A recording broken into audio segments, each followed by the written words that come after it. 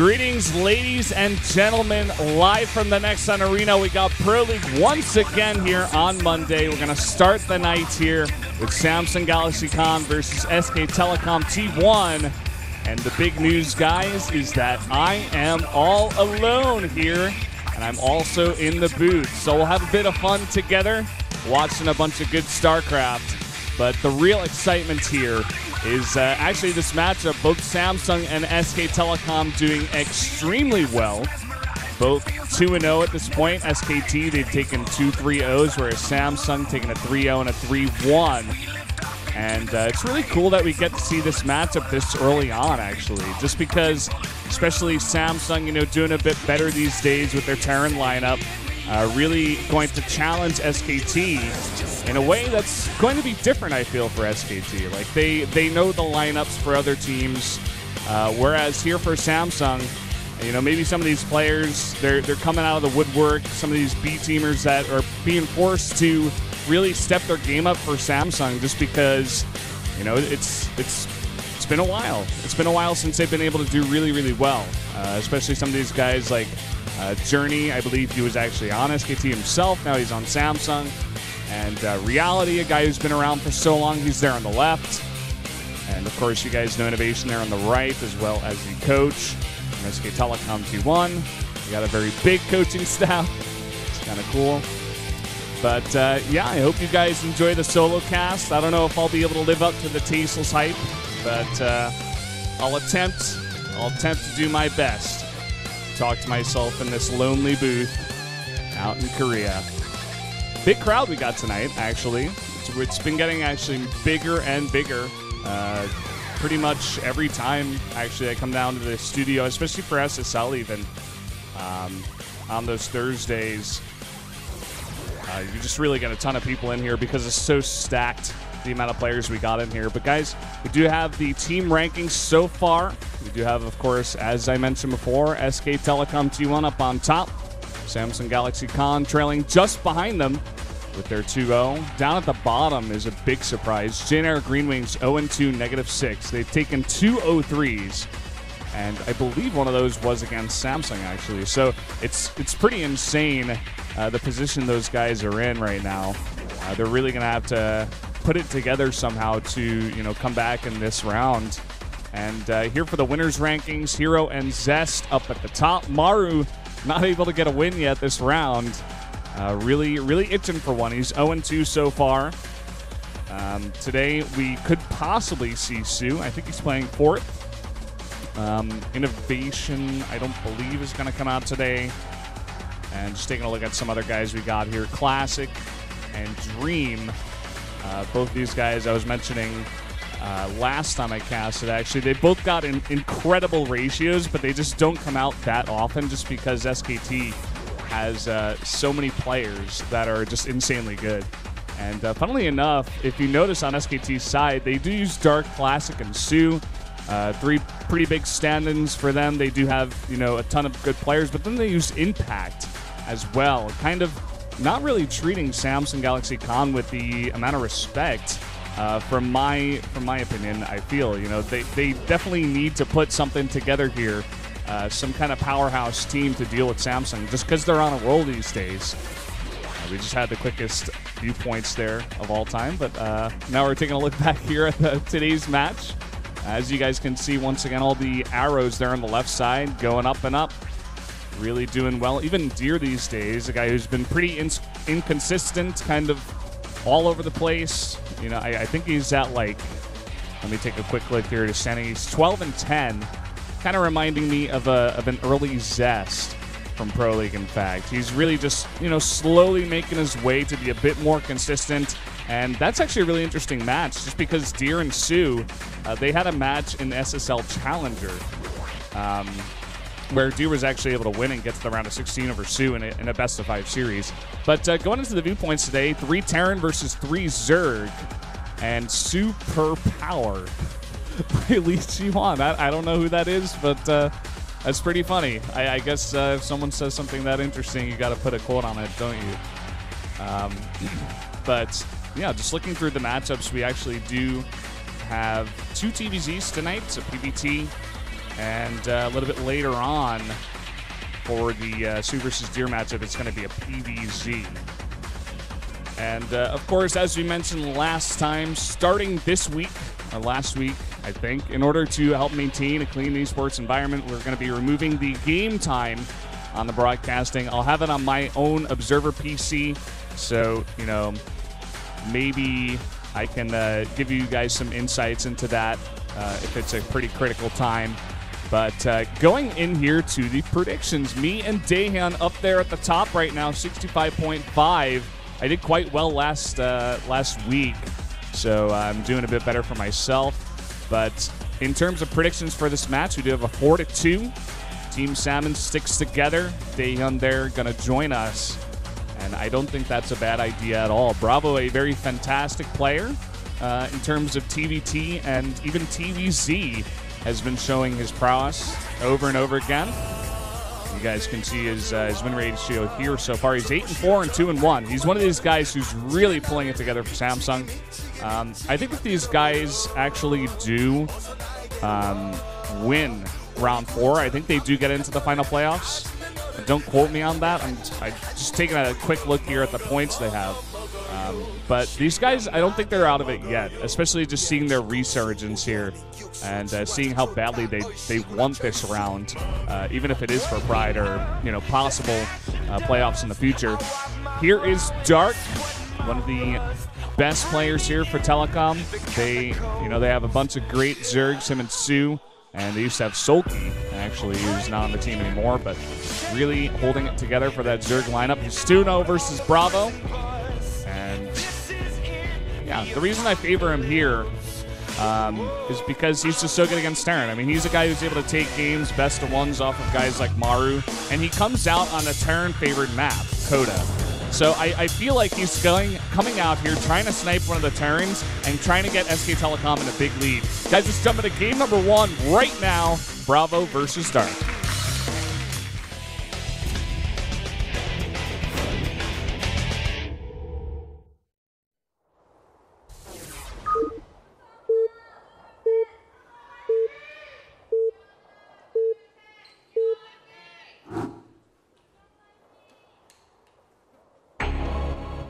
Up here in the top left, in the blue from Samsung Galaxy Con, it is BrAvO.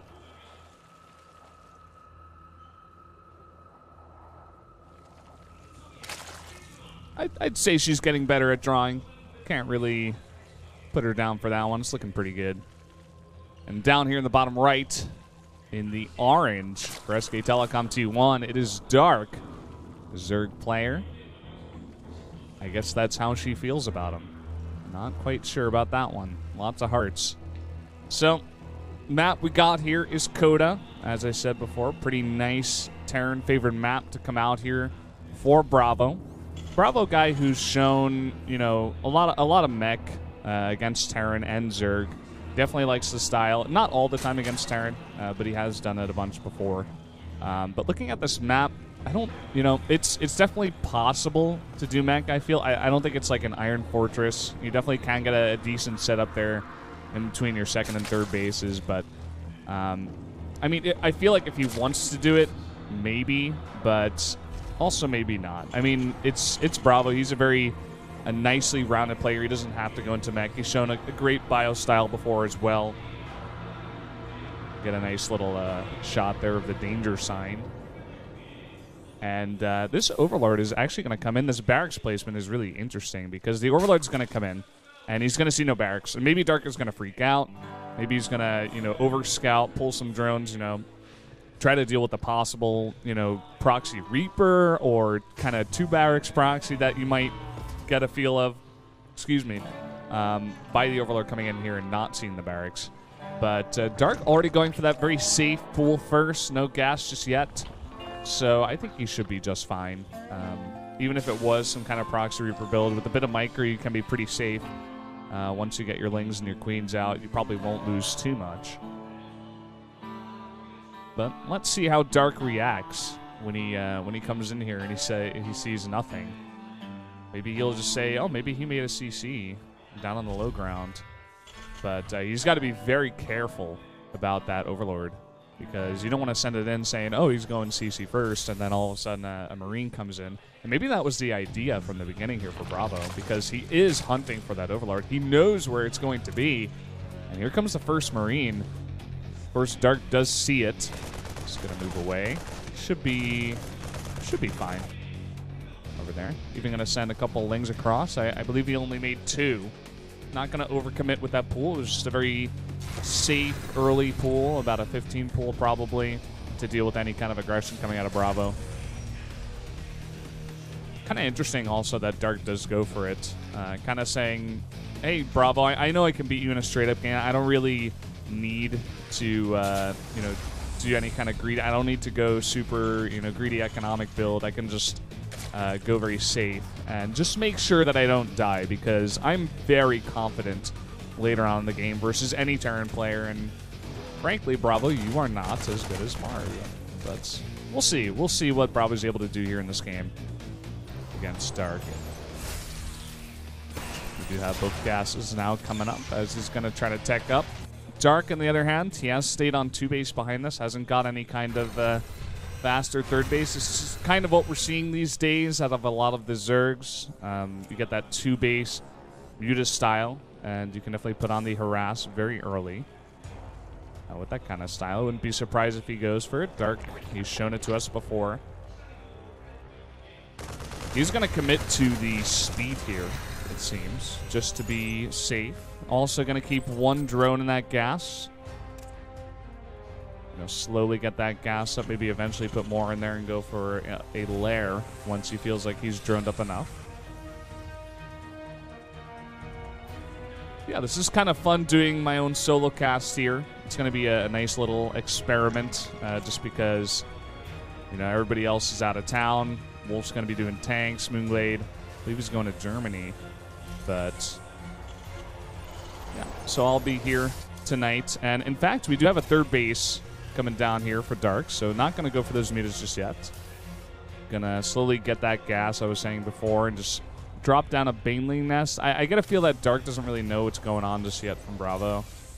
And BrAvO is just sitting back at home, getting up 3 CCs and powering up his economy, as any Terran would like to do. And he's even going to get a tank here, maybe just to be a bit safe.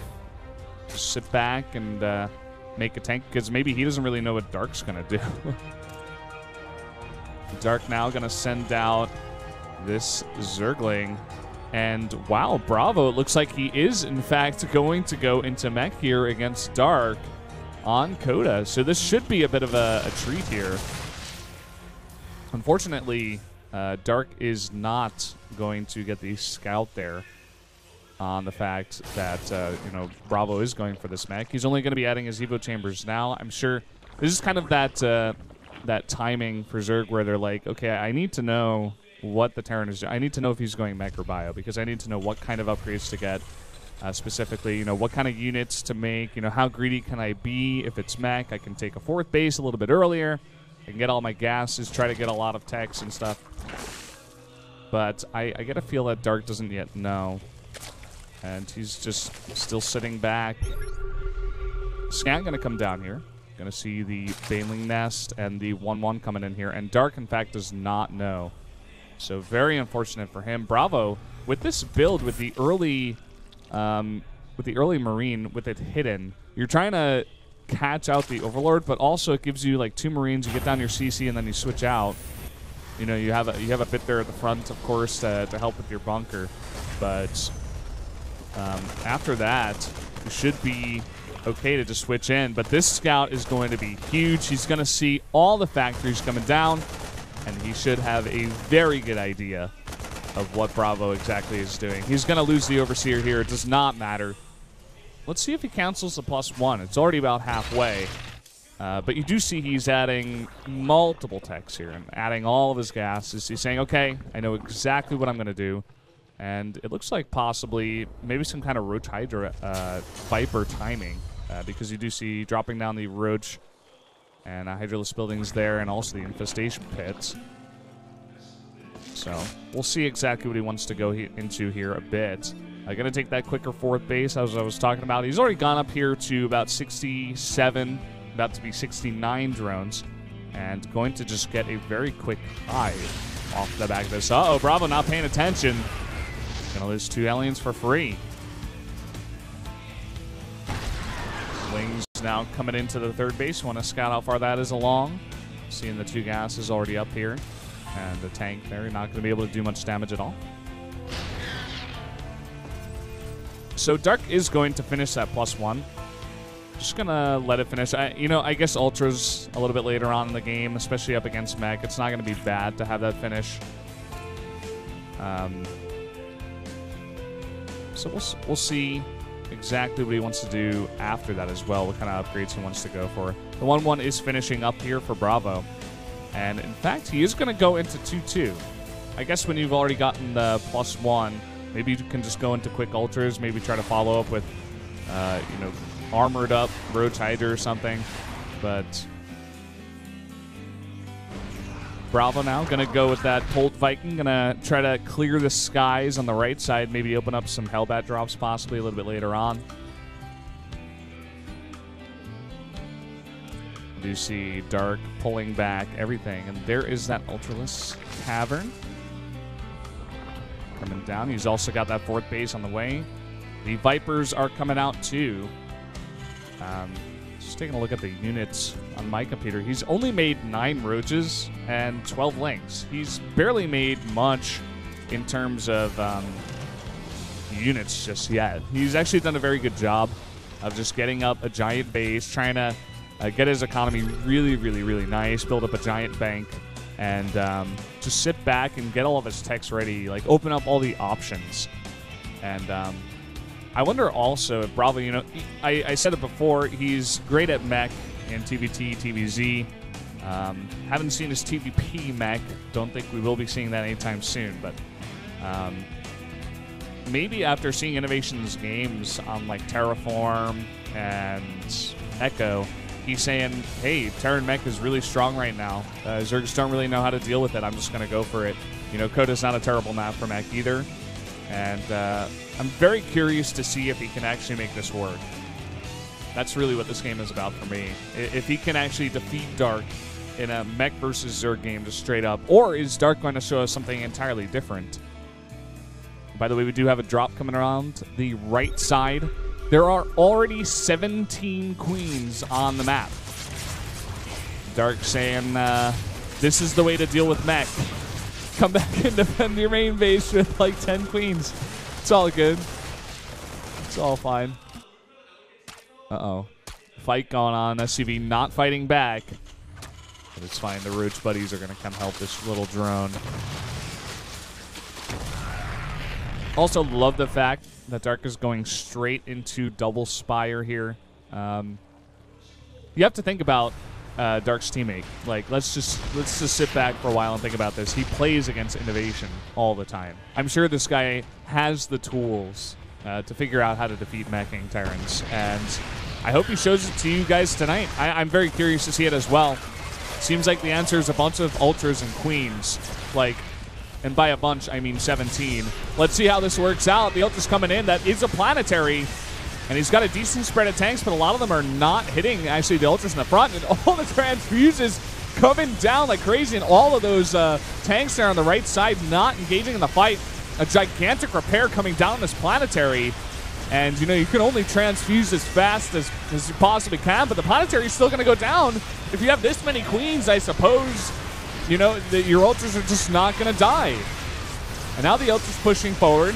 Even if they don't get the best trades here, they've taken out the 4th base. Dark's sitting back on 5 bases. He can always remake these queens and a bunch of the Ultras if he wants. And that's exactly what he's doing, at least with the Ultras. He hasn't lost too many queens so far. Going to make 7 Ultras and a huge swell of Lings as well. Maybe that's kind of the cleanup crew. Maybe he'll just go for one big follow-up attack from there, because he's not going to have to deal with the planetary this time. And maybe you can send in your Lings from 2 directions, send in your Ultras as well. Or maybe you can just send in the Ultras first, tank the shots, and send in the Lings from another side. I'm not sure. Let's see what Dark exactly wants to do in this engagement. All the while, keep in mind, he does have those 2 Spires pumping out upgrades. If he ever cleans up enough Thors, enough missile turrets, he can always make a gigantic switch into mutas as long as he has a big enough gas bank. So that's probably the main reason why he's doing that. But here we go again. The follow-up attack coming in. That's not a planetary this time. The Queen's kind of late. 2 Ultras going to go down here. But here come the transfuses. Another one does go down, but the Ling's pushing through. Trying to get those tanks on the right side. But the 2 tanks there in the mineral line also actually going to go down. And Dark, it looks like he's going to be able to clean this up. In a fantastic position right now. He's going to be forced to float back that orbital. And Dark now, he's taken out the 4th base once again. And I think he'll be just fine to sit back now and just power up those bases. He's making 14 more drones. And I think the reasoning behind that is just for a bunch of static defense. We can already see him making a bunch of spine crawlers, spore crawlers, getting ready for any kind of eventual mech Terran push. Keep in mind also the creep is quite nice here. It's not the thickest on the outsides. It's going to have to deal with that Widowmite eventually. But there in the middle, it's extremely thick. And he's got so many queens. I know he wants to save the energy here for a lot of transfuses on those ultras, but, you know, drop down a bunch of creep tumors as well. And he'll have almost the entire map creeped up. He's almost got creep to that 4th base now. BrAvO going to be forced here to take that base on the right side. Saying, I can't hold that base in the middle, actually. So his forces are going to be split up a bit. It's going to look a little bit like Terraform, I guess. But BrAvO's saying, I want to clean up some of your creep here in the middle. Not allow you to take every single base on the map. Of which Dark is, in fact, trying to do. Another drop trying to come down here at this 5th base on the left side, but just way too much static defense. This is something that a lot of Zergs, when they're facing mech, they skimp on, they just forget. I mean, we were looking at Innovation versus Light. The games he played against mech, he was extremely, well, he was lacking the static defense so much. He never even, it looked like he never even really thought about it. So, Dark, gonna do that. This Hellbat drop gonna do a little bit of damage, you know, force big pulls at the 3rd and natural bases, and that's about it.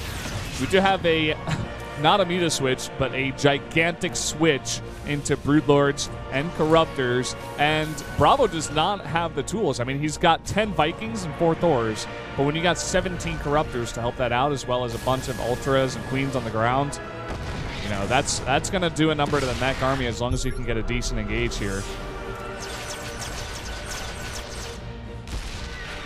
We do see BrAvO trying to siege the space here on the right side. He's got one of those tanks in position. Scan comes down, and that 2nd scan actually will see the Broodlords, I believe. So I think at this point, BrAvO may be just panicking, saying, uh-oh, I don't have enough here to deal with this. He's immediately dropping 3 starports and making 2 Vikings at a time. Of course, he has to have an answer for this, but this is kind of like surprise Broodlords out of nowhere. BrAvO not really foreseeing this kind of switch. He's going to come in from the left side with his ultras. Only 3 to tank, but he's got so many queens with the transfuses, and the Broodlords will be able to easily clean up the tanks there above that, you know, base number 7 for Dark. And even kind of winning the fight there on the left side with his ultras and queens. This is looking so good for Dark. These Corruptors coming in, trying to actually get on top of the Vikings, but really nice kiting there from BrAvO. A gigantic Hellion run by there at the 4th base and going into what looks like the natural now for BrAvO, but no blue flame, which is kind of interesting. You see most meching Terrans going to that. And look at this, Dark is just, he's playing with BrAvO right now. He's saying, okay, now I'm going to make 10 Ultralists because you can't touch me on this map. This is one of my favorite maps, and you know, I just know how to deal with meching Terrans.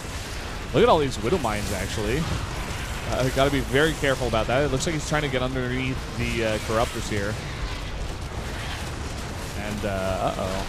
Broodlords kind of just going for a bunch of damage. Even the Corruptor's going to be sacrificed here. But I think it's fine because BrAvO just forced a, or rather Dark just forced a gigantic tech switch here into, you know, many Vikings coming out, 3 starports, etc., etc. But now we got like a ton of ultras on the ground. The one worry for Dark here, he did just lose a big chunk of his economy, and also he doesn't have that queen count that he had the first time for all those ultras.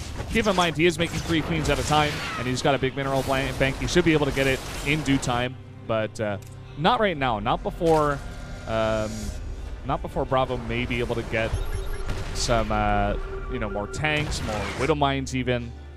He's already gotten up to 7 tanks once again. I think he's identified the fact that this is no longer going to be Broodlords, and he's already making a switch.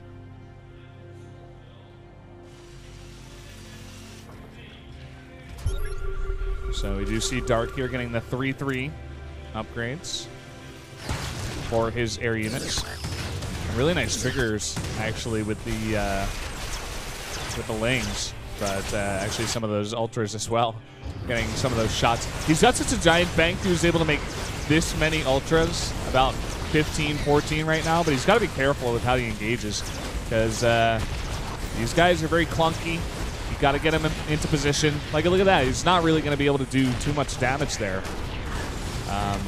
unless he's going into a sieged up tank line or something like that. Uh-oh, the Widow Mine's looking for more damage. Going to take one of those ultras' lives. But look at this creep. It's disgusting. It's everywhere.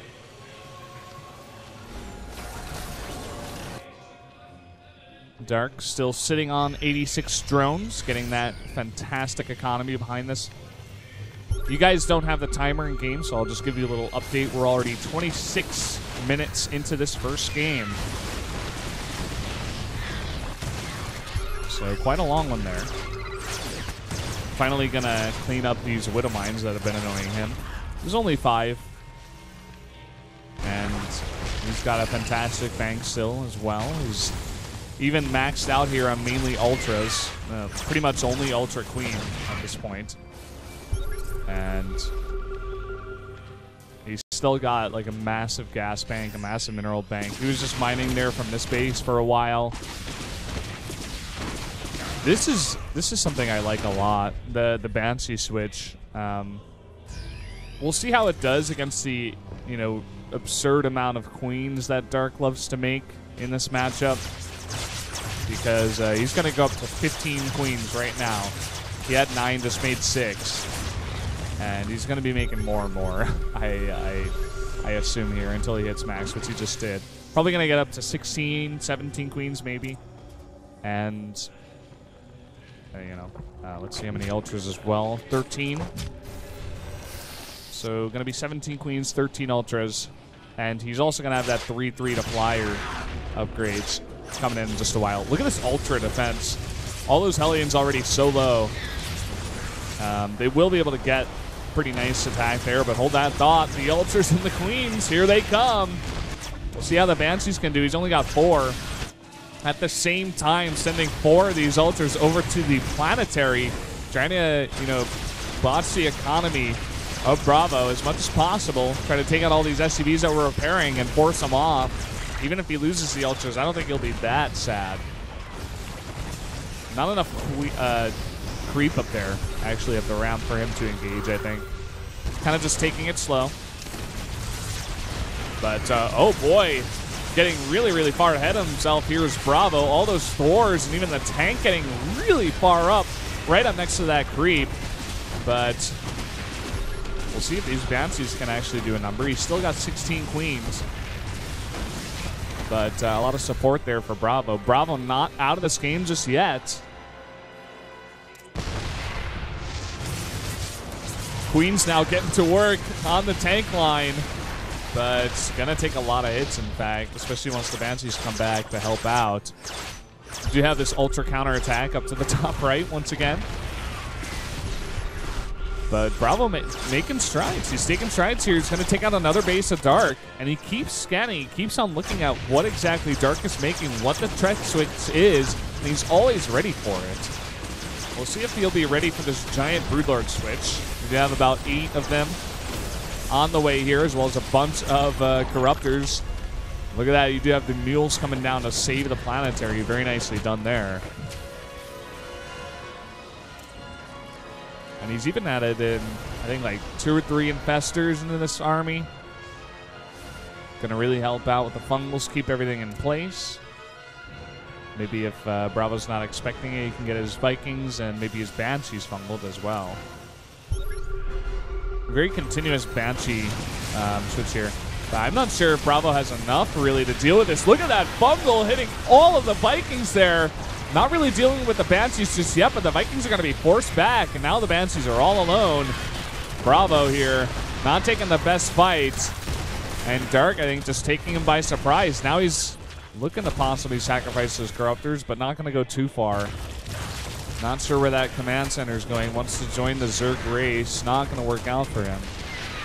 And now these Broodlords are ultra safe. You just sit here, Seeds the Planetary. BrAvO can't repair this forever. Look at his minerals. He's really hurting right now. Just having a terrible time of this, especially because he has to repair this. He's even going to go down. And not enough surface area even there for the repair. And all the SCVs going down as well. Dark looking in a fantastic position now to take this game. 23 Corruptors in the sky, as well as the Infestor help earlier on, as well as even the Queens was the key part for Dark there for taking that fight. I think just BrAvO not seeing the tech switch early enough. Seems to be Dark's answer here to the mech. You know, I think this map is not quite as good as Terraform or Echo for mech, but still okay. And Dark handling it pretty well. Overall, I would also say that Innovation's mech is a bit better.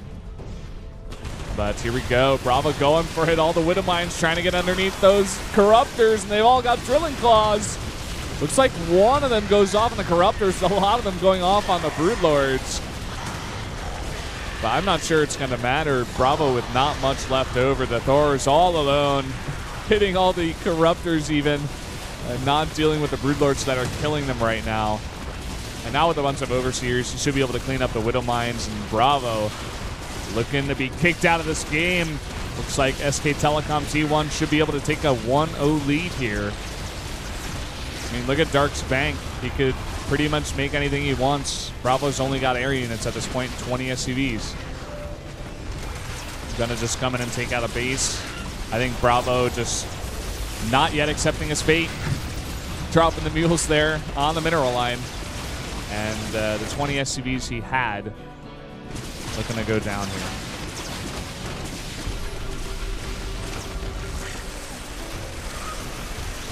This is kind of cool. Gonna drop down the Vikings.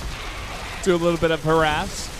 BrAVO's got like a little cheeky smirk on. I don't know if he really feels like he can stay in this game or what, but I don't think there's any chance for him.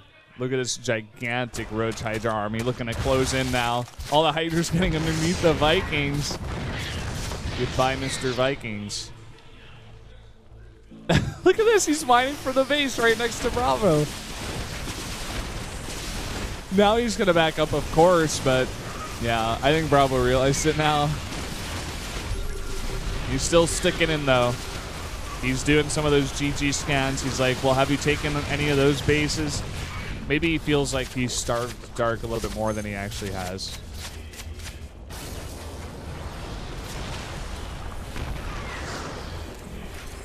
So, BrAvO still being pretty cheeky.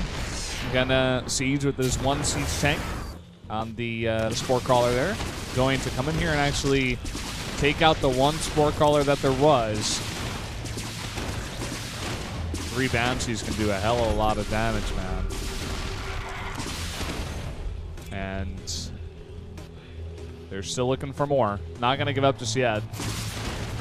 Dark didn't have road speed. Kind of funny there. I suppose he didn't need it for the longest time, so it's all good. Gonna get it now that he's using a bunch of roaches. Uh-oh. Banshees are cornered. BrAVO's last hope exploding in the air.